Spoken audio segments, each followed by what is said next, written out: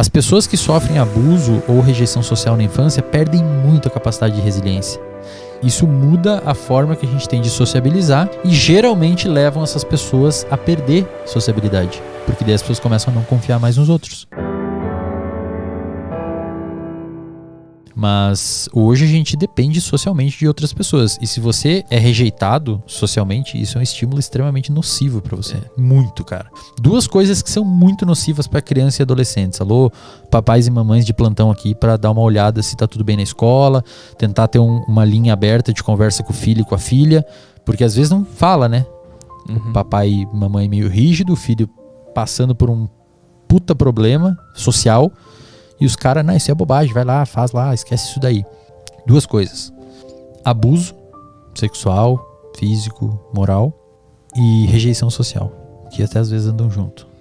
Uma pesquisadora, essa Alexandra Rodman, que eu falei antes, ela mostrou num artigo que crianças que sofreram abuso, elas perdem muito a conexão entre o pré-frontal e as áreas lá embaixo. E ela sugeriu que esse é o mecanismo neurobiológico para resiliência. Essas pessoas se tornam menos resilientes, elas não conseguem lidar tanto com os problemas futuros. Então, estressores que elas deveriam... Resiliência é um termo da física, que é uma substância que, quando submetida a um grau de deformação, ela volta ao estado original o mais rápido possível. Isso é uma coisa resiliente. Então, você pega um lápis, por exemplo, quebra ele não é resiliente, ele vai ficar quebrado. Você pega uma régua, você dobra, ela volta para o mesmo lugar. Isso é uma substância resiliente na física. No ser humano é aquela pessoa que sofreu um problemão e ela passa um tempinho, ela já resolveu o problema. As pessoas que sofrem abuso ou rejeição social na infância perdem muito a capacidade de resiliência. E o marcador neurobiológico da resiliência é essa conexão pré-frontal sistema límbico. Se você quebra isso, você tem uma dificuldade de ser resiliente no futuro. E ela submeteu essa galera, um estudo muito bonito, saiu na Biological Psychiatry, uma revista muito ferrada, assim, de boa na área psiquiátrica. Primeiro ela pegou essas crianças que sofreram maus tratos, e ela viu que a atividade da amígdala dessas crianças está muito maior. Então as crianças são mais reativas. Só normal, assim. Sem dar nenhum tipo de exposição. A criança, ela tende a ter uma detecção de perigo. Ela vê mais saliências emocionais no ambiente. Então, às vezes, você está num lugar, acontece um problema que para você passou, a pessoa já fica, opa, que aquilo ali? Vai me fazer mal. Porque ela sofreu ou abuso ou uma rejeição muito grande. E aí ela pegou e mostrou fotos de uma criança chorando para essas crianças. E para um grupo, ela pediu simplesmente para as crianças pensar assim: eu quero que você imagine que essa criança que vai aparecer na foto, as crianças já adolescentes, né? Adolescentes adultos, as que sofreram abuso. Mostrou para elas: eu quero que você imagine que a criança que vai aparecer nessa foto agora, chorando, é uma criança de um filme. Não é real. Ou eu quero que você se imagine distante fisicamente dessa criança. Imagina que você está longe. Joga ela lá pro fundo. E ela viu que quando essas crianças faziam isso, esses adolescentes faziam isso, que sofreram abuso na infância, aumentava a atividade do córtex pré-frontal e diminuía a atividade da amígdala. E quando você perguntava o quão mal ela se sentiu olhando aquela imagem, a pontuação era menor. Só você mudar o seu pensamento mudou o quanto a forma daquilo ali te impactar. Te afetou. E isso, quando você aprende isso e treina isso, é muito fantástico. Esse tipo de modificação por meio de estressores na infância ou na adolescência, até mesmo na idade adulta, que tem mais relação com o estresse pós-traumático daí, isso muda a forma que a gente tem de sociabilizar e geralmente levam essas pessoas a perder sociabilidade, porque daí as pessoas começam a não confiar mais nos outros. A criança que sofreu abuso e sofreu rejeição tende a fazer o quê? Se isolar. E aí essa criança perde um fator protetor. Entende o que eu quero dizer? Sim, aí ela não confia mais em ninguém, consequentemente ela não consegue mais viver num grupo sociável. Exatamente. E isso prejudica porque é necessário para o ser humano estar num grupo. Exatamente. Entendi. Por que tem um negócio que é estranho assim, do ponto de vista do cérebro funcionando automaticamente? Quando o cara é uma criança e ele é abusado, ele conscientemente ele não sabe que ele está sendo abusado.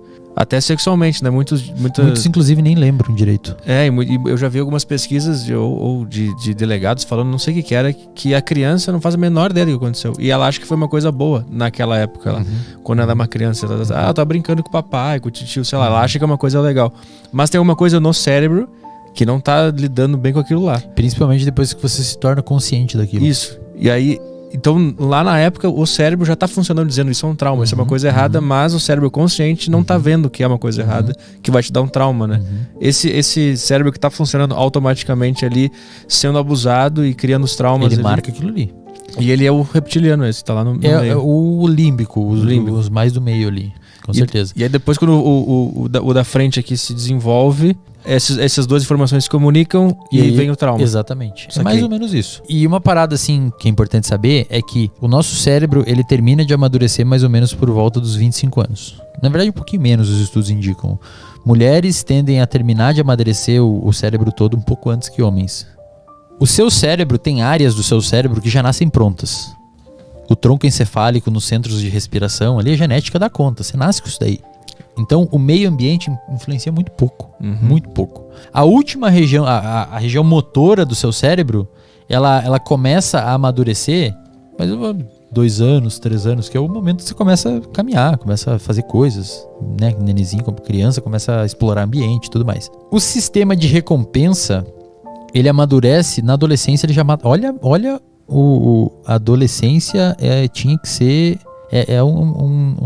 uma limitação neurológica, tá ligado? Mas é mesmo. Porque olha o Twitter, como é que é? Porque olha só, presta atenção aqui. Eu vou tentar explicar o porquê que eu falei isso. O córtex pré-frontal, a última região que termina de amadurecer é o córtex pré-frontal. O seu cérebro, a parte da frente, que é controle de impulso, organização de tarefas, freio de impulsividade, tudo aquilo que a gente conversou. O sistema de recompensa, ele tende a ser, ele já é mais ou menos maduro na adolescência. Na dopamina, as vias de dopamina, uma via de dopamina que a gente chama de via mesolímbica, uma via curtinha, ela vai da área tegmentar ventral até o núcleo accumbens. É uma via curtinha, é a via responsável pelo prazer imediato. E existe uma outra via de dopamina que vem até o córtex pré-frontal. Essa via demora um pouquinho mais para amadurecer. E aí que mora o problema na adolescência. É por isso que em lugares adolescente não pode dirigir até tal idade. Também não tô falando tanta bobagem aqui. As políticas públicas são embasadas nisso também. E não pode beber também, né? Porque tem consequências, porque se entende que a pessoa não tem capacidade de lidar com aquilo. E é verdade. Se você parar para pensar então, olha a mistura de problema que é um adolescente. Você tem a área responsável por prazer madura, funcionando tinindo. Inclusive tem estudos que indicam que você tem uma hipo ou uma hiperatividade. E nos dois cenários você quer mais recompensa. E aí tem até uns pesquisadores que falam que é isso que faz o adolescente sair de casa. E é legal. O adolescente buscar pra escola, morar longe dos pais, passar trabalho. Por quê? Porque você quer motivação. Mas pode enviesar pro outro lado também. E você tem a região do seu cérebro que controla os impulsos pra adiar a recompensa lá na frente e matura. Então, o adolescente, ele tem a região que dá a recompensa para ele funcionando belezinha, uma 0 km, e a região responsável por controlar os impulsos para buscar essas recompensas é recém começando a amadurecer direito. Então, é uma máquina de problemas, porque você vai buscar a recompensa onde não deveria.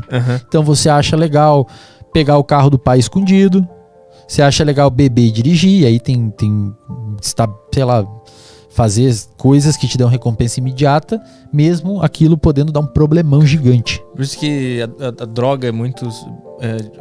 O jovem se encanta muito com a droga. Principalmente, acredito que por essa hipo ou hiperatividade do sistema de recompensa. O adolescente, ele chega num momento que não é mais suficiente para ele o que ele tem. Então, até tal idade, tá em casa, meu computador, minha mesa de jogos, pô, que da hora... Depois ele começa a achar que porre. Falou, quero sair, quero morar sozinho, quero, sei lá, morar com os brother. Às vezes é bom. Sim. Isso vai direcionar o seu comportamento à busca por objetivo. Mas se você tiver um objetivo. Esse é o lance. Tá?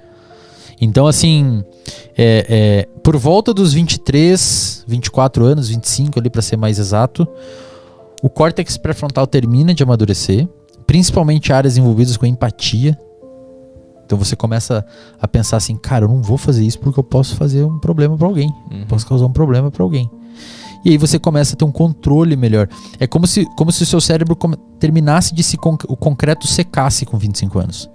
Aí você me pergunta, pô, mas você não falou que tinha neuroplasticidade, o cérebro não mudava depois? Muda, só que aí muda com foco. Que é o que você estava tendo quando você fez aquela pergunta sensacional antes.